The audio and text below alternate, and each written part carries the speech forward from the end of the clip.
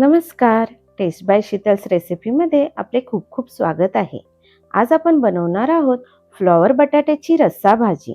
उन्हाळ्यात सुक्या भाज्या खायला खूप कंटाळा येतो आणि जर टिफिनमध्ये घेतल्या तर सकाळी 8ला केलेल्या भाज्या 1-1:30 वाजेपर्यंत खाव्याशा वाटत नाही.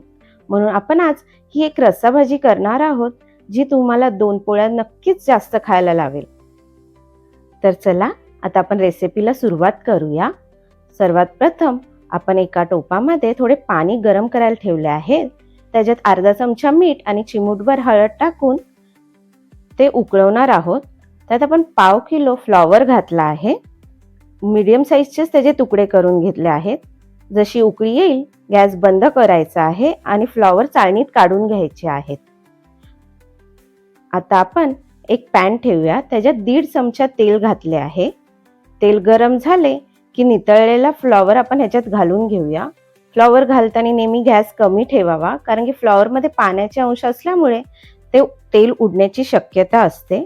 त्यात एक मोठा बटाटा मी कापून टाकलेला आहे. आता हे दोन्ही आपल्याला 5 मिनिटं चांगले परतून घ्यायचे आहे.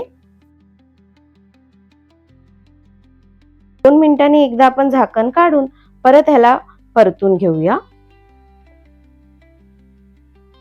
कारण की ह्याचे तेल खूप उडते, म्हणून हे झाकूनच शिजवून घ्यायचे आपण.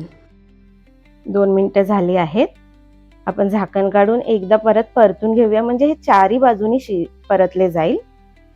आता परत झाकण ठेवून 3 मिनिटं आपण ह्याला शिजवणार आहोत. तोपर्यंत आपण एक वाटण करून घेऊया. त्यासाठी 12 लसणाच्या पाकळ्या, 1 इंच आलं, 1 मोठा टोमॅटो आणि 1 मिरची घेतली आहे. ते मिक्सरमध्ये चांगले बारीक करून घ्यायचे आहे. आता 5 मिनिटं झाली आहेत आणि आपला फ्लॉवर बटाटा 50 ते 60% शिजला आहे. आता हे आपण काढून घेऊया. आता त्यातच अर्धा चमचा अजून तेल घालूया आणि तेल गरम झाले की त्याचे 1 तेजपत्ता आणि 1 चमचा जिरे घालून घेऊया.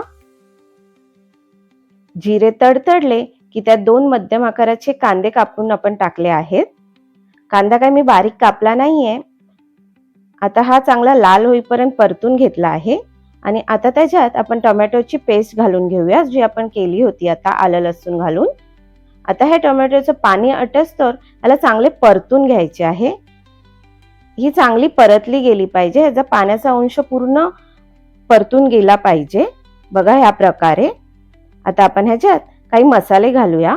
अर्धा चमचा हळद, 1 चमचा लाल तिखट, 1 चमचा धनापूड आणि अर्धा चमचा गरम मसाला.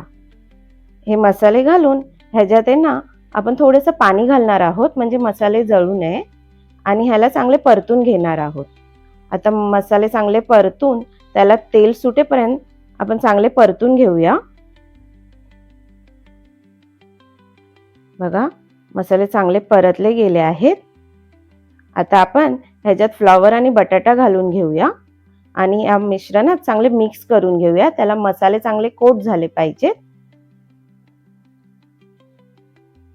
1 मिनिट परतून घेतलं की आपण ह्याच्यात गरम पाणी घालणार आहोत. 1 कप मी ह्याच्यात गरम पाणी घातले आहे. आता ह्याला उकळी येऊन देऊ. तोपर्यंत तुम्ही आपले चॅनल सबस्क्राईब नसेल केले तर प्लीज सबस्क्राईब करून घ्या, म्हणजे अशाच चांगल्या चांगल्या डिश तुम्हाला बघायला भेटतील. आता आपण ह्याच्यात चवीनुसार मीठ घालून घेऊया.